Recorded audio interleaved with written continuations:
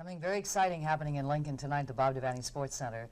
The U.S. women's, actually the Olympic volleyball team is going to be taking on the team of Cuba tonight at 7:30. This is their coach, Terry Liskevych. Liskevych, you're getting close. You're getting close. Welcome to Lincoln, Nebraska. Thank you. Sherri Danielson is one of the players, and this is a very exciting game, and we're delighted to have you here. Terry, would you tell us a little bit about the history of volleyball, how it originated, because it's a fascinating story. Well, most people don't know this, but volleyball originated in the United States. In 1896, a man by the name of Henry Morgan took the inside of a basketball, the bladder of a basketball, and had people at a YMCA just bat it over and across the net. He wanted to invent a sport that was non-strenuous for people to have as a leisure activity. It grew to just that in the next 20 years, just being a leisure sport. And with World War I and World War II, our servicemen took that sport all over the world, and Eastern Europe and the Orient really took the game and made it into a great sport, and we then followed suit after it became an Olympic sport in 1964.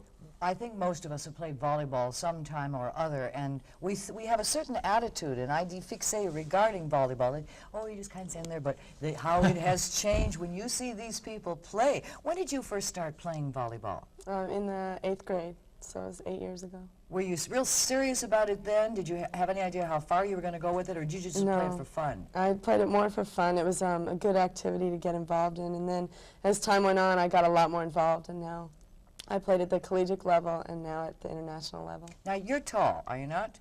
5'10". Well, that's pretty tall. Are most of the women tall who play volleyball? Yeah, we range anywhere from 5'8" to about 6'2". We think of, I know that the Chinese team is a very, very good team, and we think of the Chinese and the Japanese as being experts in volleyball, but they're so little. How can they play the game so well when you people are so big? Well, they're not actually that short. They range anywhere from about the same heights that we do, and they're real quick defensively and offensively also, and that's what makes them one of the strongest teams in the international circuit right now. And I think as time goes on, we're a younger team, but we've got the height and we've got the power, and that's what makes us a power in the international world. Mm-hmm. Terry, you're starting with a brand new team, aren't you? I mean, you won, what, the silver medal in the last Olympics? Right. Okay, so, but they've all graduated and gone on in a whole new team. Well, it's a brand new team. The team in '84 was a great team, and they played together for at least 7 years.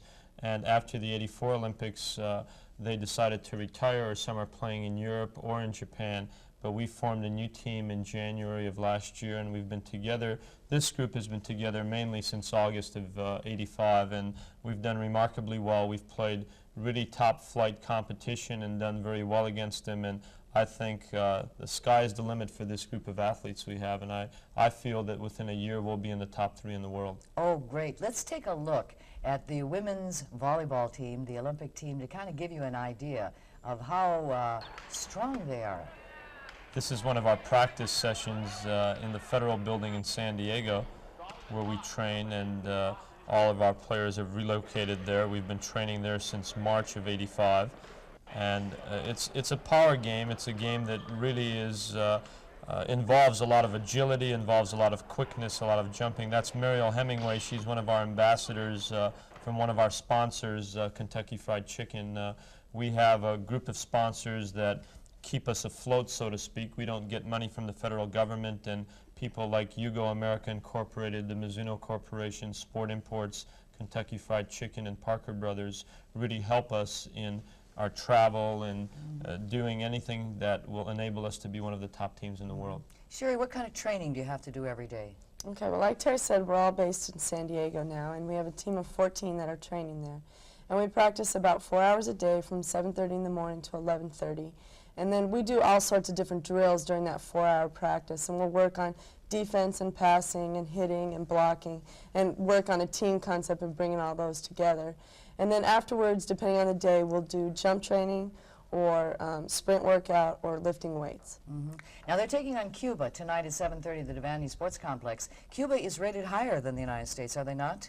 Well, Cuba is right now one of the top 2 teams in the world. It's between Cuba and China. In fact, Cuba has only lost 1 match in 13 months, and that's to China. They, without question, would have contested for the gold medal in 1984 But if they they would have didn't. gone. They- Now, unfortunately, sport has politics enmeshed in it, and I've often said from all our travels, it would be nice to have our leaders sit down, as we do, with the coaches and with the players, and they would find out that people are the same everywhere. And that's one of the great opportunities that we have in international sport. So if you want to see an exciting game right here in Nebraska, tonight is your opportunity as the U.S. women's volleyball team, the Olympic team, takes on the Cuba team, 7:30 tonight. If you're interested, call 402-472-1132. Terry, pleasure. Welcome to Nebraska. Thank you. And good luck to you. Good luck to you, Sherri, very much. Hope you bring home the gold in '88. Wouldn't that be great? Please stay tuned. Up next, Lynn Finney says, let's go for it. 5-Minute Workout coming up.